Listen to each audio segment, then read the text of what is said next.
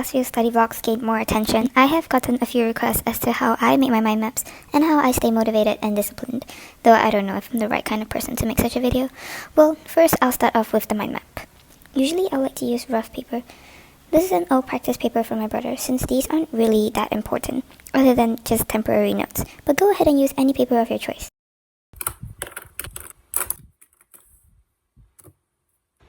These are my supplies that I use. A black Sarasa pen for category headers, a blue Sarasa pen for subcategory headers, because apparently blue color helps you retain the information better, and I don't want to waste my precious black pen. These highlighters that I got from my school bookshop that I really love, apparently I always use them, a Japanese brush pen, and a correction tape. I like to make my header in calligraphy. Maybe it's a little cliche, but it's kind of one of the fun parts about making my maps, and it does look a little more pleasing to the eye for me. After that, I make a hit category title in black, and if needed, a subcategory in blue, which I like to underline. And then I will write my notes under it, and then more notes if needed. And this is just me doing a second example of the hit categories and such. My favorite part, which I find is most satisfying because it ties the whole look of a mind map together, is the highlighting of the hit categories, because among all the words of the notes, these would make the headers pop out. And lastly, just arrows to point from the title to the hit categories, and we're done. It's really just that simple, but of course this is just one example that I like to use. I don't necessarily use it for all my mind maps. But to be honest, physical mind maps take a really long time. If you've written notes for class before, I'm sure you understand the pain. So if you feel pain, scinto can be your band-aid. A lot of people start to skip this portion, but remember, you're in pain, and here's the solution. Scinto is a VC-backed up startup based in Stockholm that combines mind mapping with power of network note-taking. It's also useful for others such as researchers, entrepreneurs, software developers, and especially if you're tackling complex topics. Let me show you. Hello, and welcome to my home board. Basically, you can separate your school subjects into the different boards using the different links, so it reduces the clutter of your mess, and it's very neat like that. So this is my bio mind map, and it looks a little messy, but I'll break it down for you. Firstly, you can double-click anywhere on the page to make a card, like woohoo! And then link the sub to the hit, and voila! So when you click on the hit category, it kind of shows you all the subcategories it's linked to, and it's really neat and not so messy anymore with that function, which is really cool. And of course, it's all color-coded, which you can do by clicking on the card and then changing the colors to whatever you like to color-code the different categories to make it less confusing, which is very helpful to break down your complex topics and simplify your textbooks. And you have an unlimited canvas space, so you can kind of make the mind map as big or as many mind maps as you want. Now for the history one, just like how I said earlier that you have unlimited canvas. So yeah, this is not all the chapters, but for now, these are the different chapters that I differentiate through color coding. And one thing that's very cool is that I can add a tag, for example. Because this history chapter is under my year 3 syllables, I can put a hashtag year 3, and when I click on this tag, this part appears, and it just shows me all the other mind maps and boards that I have used this tag under. So it kind of helps you categorize your syllables and textbooks even more. For chemistry, I don't really have mind maps, but for this, I can upload PDFs, and while my teacher is talking, just open both cards at the same time and refer to both my PDF slides and make notes during classes. So it's very convenient. And it's so fun and effortless to play around and stuff, so it's good to use for project planning or research and such. But if you really still don't have time and is still in pain, scinto even has templates to help you start. So there's really no excuse not to use this. There's also a function that allows you to change it from light to dark mode for any of your preference. So for those who like a visually aesthetic but simplistic and easy and concise form of mind mapping, you can use my code cofiholic10, all caps, to get 10% off, which is valid for only 4 weeks. And anyone who follows the link in my description box will get a discount automatically. And so thank you scinto for this collaboration, and hurry and get your subscription so you will have no more pain. So now let's analyze the different mind maps that I had made for different subjects. Disclaimer that you can write the mind maps and notes in any way you want that works for you, so you don't have to follow any of what I do. For literature, this looks a little different from the example that I just showed you, but basically the different themes and its subcategories or example of the situation. It might look messy. I honestly was just also experimenting around. But yeah, highlight and underline, or just do whatever to help yourselves identify the different components of the mind map. All these points, all these categories are based off my textbook, as y'all would remember in my videos. So not all my mind maps would have subcategories. I just write the notes directly sometimes if there is no need. It all depends on yourself and the subject. The different highlighter colors also help me differentiate the points into, for example, the positive and negative factors of the life of Germans under the Nazi rule. So it's different for every subject, and just do whatever you want with your mind map, I guess. I mean, it's your mind map. It's supposed to technically help you in the best way possible, beneficial for yourself and your syllables. This looks different from my example, and you guys might be confused by it, but it's just a different version.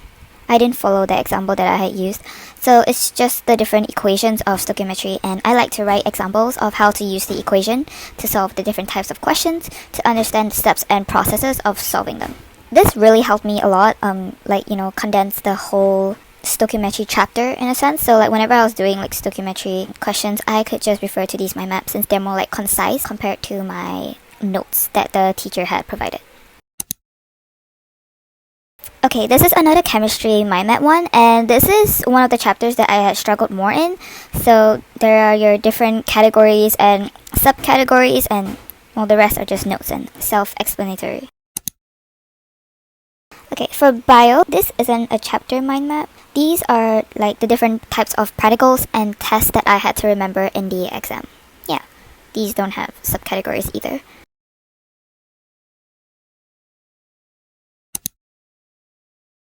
And lastly, Chinese. I usually don't think mind maps are needed for languages, but I just did this to help me remember examples of how to use different words or phrases in a sentence. As I said, mind maps to me are like notes, so these are, just take them as notes, I guess, in a mind map form. Yeah. Do I find mind maps useful? I don't know. I genuinely do not see the effect, though some others might. In my opinion, mind maps just look like branched out notes. Notes don't even help me in the first place because it doesn't train me to memorize content in the long run. I just think it's good exam material to study, that 30 minutes before you get into the exam hall, since it does help you to condense your materials and let you get a good overview of a whole chapter. So yeah, it does help you memorize a bit, for a while, but it's not the most effective method, and it's just good for summarizing last-minute material or reviewing topics I didn't understand or was weak at, for me. But here are some alternations to mind maps that I use when I study, since they don't exactly help me that much. These aren't exactly tips from me to help you score well, just alternative studying methods for you to try out, and if they work for you, great. Number 1, going through practice paper answers that teachers provided. This helps me better understand what kind of answers my teachers expect us to provide in exams to score well. 2, doing past year papers so you know what kind of questions to expect in exams. This is very helpful for subjects such as math, and understanding how to use different concepts or equations to solve different problems. 3, active recall flashcards Quizlet that help you retain your memory for heavy content subjects, such as biology or history. 4, for language, not referring to literature though, because I really need those tips for myself too. Reading a lot in that language helps you to expand your vocabulary and your sentence structure. Reading out loud helps you with your pronunciation, and watching or listening to music in that language also helps with your pronunciation and listening skills. Writing is also very important, especially if your language has a different set of alphabet and characters of their own. Now moving on to how I stay motivated and disciplined. I don't. Just because I only show the clips of the times I study doesn't mean I'm very disciplined. Procrastination is normal and social media is inaccurate. I can procrastinate on hours on end even during my exam periods, but I just don't film them and put them in my videos. But of course, I do have some tricks and tips to stay motivated, so watch ahead. By the way, all these tips are just things that I do that might or might not necessarily work for you, and it's okay if they don't. Everyone has their different methods. Another heads up that I do not really believe in this motivation aspect, but it'll be talked about in a later segment. For now, here are some things that I do to try to make myself study. Number 1, instead of measuring your study sessions as how long I studied, instead measure it as what I've completed or how much I have achieved. It doesn't matter the duration of your study time, as many videos have said, but more about what you have completed in that study session alone. For example, in this session, I've managed to complete my biology flashcards and a math practice paper. Okay, that might seem like a lot, but this is just an example of keeping track of what you have accomplished rather than the duration you have studied, because duration does not equal to effective studying. Hence, measuring your accomplishment instead of time helps you to better keep track of how effective that study session was in relation to what you have to accomplish to achieve your academic goals. Quality over quantity. Number 2, finding a productive study environment. This is very important. Cafes, library, your desk at home, anything that can get you in the zone to study or a place you find to be most productive in. Do some experimenting. Experiment at different places and see what works best for you. For example, for me, I like to study my school library because other students are also there studying, which I feel helps to keep me accountable. Additionally, finding the time you work best in is also important. Sometimes people work better at night, sometimes people work better in the mornings or afternoon, though there are certain studies about what time of the day is best for studying, for example in the morning when your brain is fresh to retain information and not at night for heavy workload. But in my opinion, everyone is different, and I think finding and working at the time best for you is better than trying to force yourself to work at other times that have said to be quote-unquote better for studying, like in the mornings, and especially if you're not a morning person.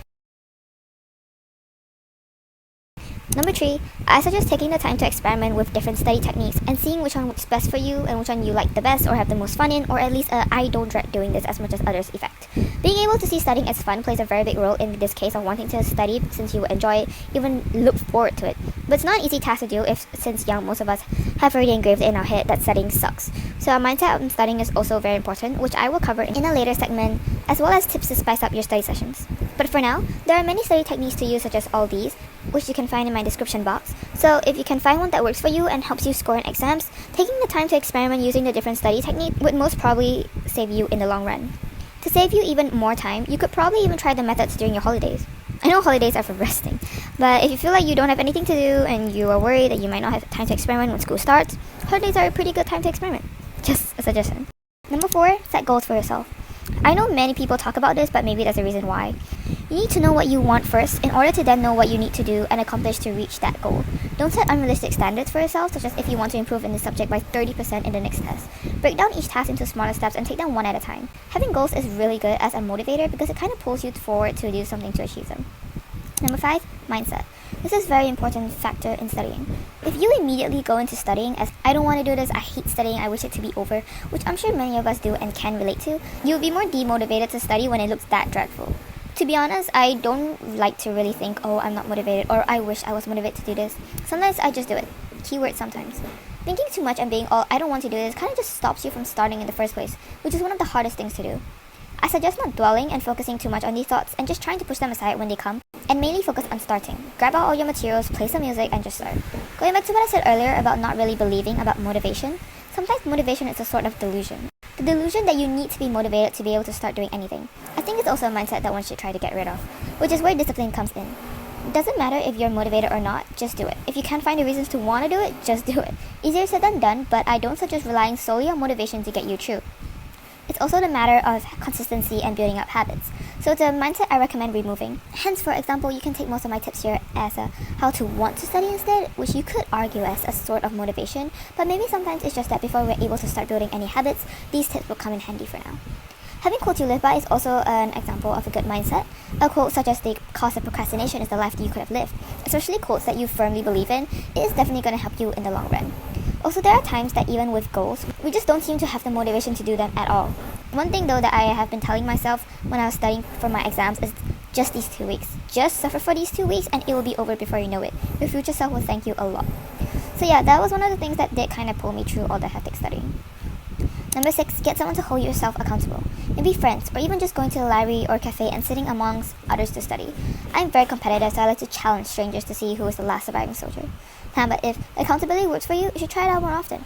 And if you don't like to go out, you can also just search up a study with me video online and study with strangers. Number 7, removing distractions. As someone who uses their laptop 90% of the time to study, distractions are everywhere. This is why I use a separate tab for work and entertainment, and one single tab for Spotify that I put in the middle of my work and entertainment so that I can access my music without coming across my distractions. So yes, it is important to remove distractions to allow yourself to be more focused and concentrated in your work. Number 8, set a timer. If goals can pull you through, no one can hold you accountable, just set a timer and do the work for like 30 or 50 minutes and take a break after. Just trying to spend that time to focus on work will all be worthwhile in the end, even if it's just one session a day. If there's no one to hold you accountable, the clock will, hopefully. But moving on to my next point, 9, very importantly, don't blindly follow society and use them as a measurement for your own study sessions. You're not a marathon runner, well, for most of us. You're not, as a student, supposed to be able to study for long hours at one go. What others can do is not something you have to follow to get good grades because everyone's pacing and work methods are different. Just because they seem to be good at it doesn't mean it should be the societal standard of study and method to scoring well. Everyone has different methods that work or do not work for them, so it is important to just go at your own pace and use methods that work for you. Sitting at your desk for 3 hours straight might even make you less productive if you can't focus for half the time, and it's actually not really healthy for your body. So remember to take breaks and allow yourself to have rest. Number 10, spicing up your study sessions. This is where we try to make our study sessions more fun or bearable with music, such as people, such as friends, but you don't have to if you're better at studying alone, and different study methods. For myself, music plays a very big role helping me to not give up throughout the whole session. I don't know if you could tell, but I was genuinely dying after 30 minutes every time I did my bio flashcards because it was a very draining process to me. So I played music that I really like in the background, what I like to refer to as strong music that is, strong enough to keep me going. Check out all my recommended songs. So spicing up your study sessions is really helpful to make it not so dreadful. You could light a candle while you work, dress up for study sessions, make games to play with your friends that helps you retain textbook information while having fun. Even the simplest of using your favorite highlighters and supplies would help. Romanticizing your life, academic validation, anything that would make studying more appealing to you. Number 11, this is more of a personal thing, but as a content creator, I have to study to make content. That is one of the things that make me study to keep my channel going.